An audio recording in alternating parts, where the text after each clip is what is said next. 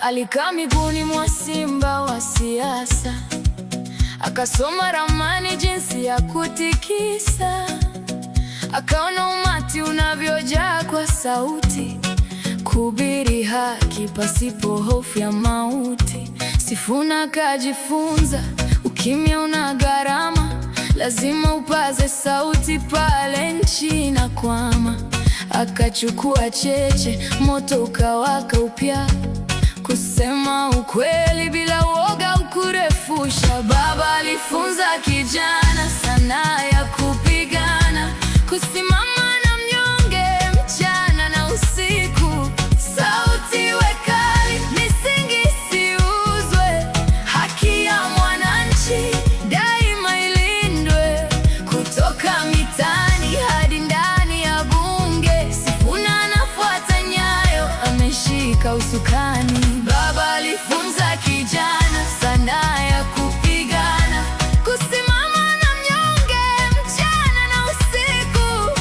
Sauti iwe kali, misingi isiuzwe, haki ya mwananchi daima ilindwe. Kutoka mitaani hadi ndani ya bunge, Sifuna anafuata nyayo, ameshika usukani. Sheria za vitabu hazisaidii kitu kama bado wananchi wanaishi kwa tabu. Alijifunza kwa baba kuacha maneno magumu na kuongea lugha ya kila mtu kwa ukweli, kwa Kiswahili chepesi na chenye ukweli. Anagusa mioyo na kueleza hali halisi, hatumii falsafa ngumu isiyoeleweka.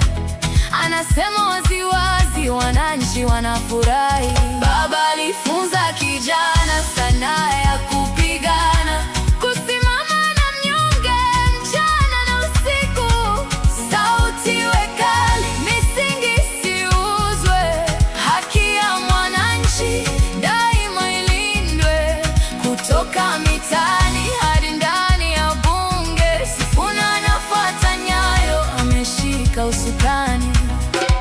Umaarufu wa mtu ni kama moshi wa asubuhi, bila msingi mara dhoruba ikija ubaki. Sifuna kaelewa chama ndio ngome na kuta, akashika Wakenya, mambo yanajipa njia kufunguka. Kudumisha nidhamu, kulinda chungwa lisioze, kusimama imara adui asishawishi na kuponza. Amejifunza kulinda nyumba kwa uaminifu mkuu, kama vile baba alivyofanya akitazama juu. Baba alifunza kijana sanaa ya kupigana, kusimama na mnyonge mchana na usiku. Sauti iwe kali, misingi isiuzwe, haki ya mwananchi daima ilindwe. Kutoka mitaani hadi ndani ya bunge, Sifuna anafuata nyayo, ameshika usukani.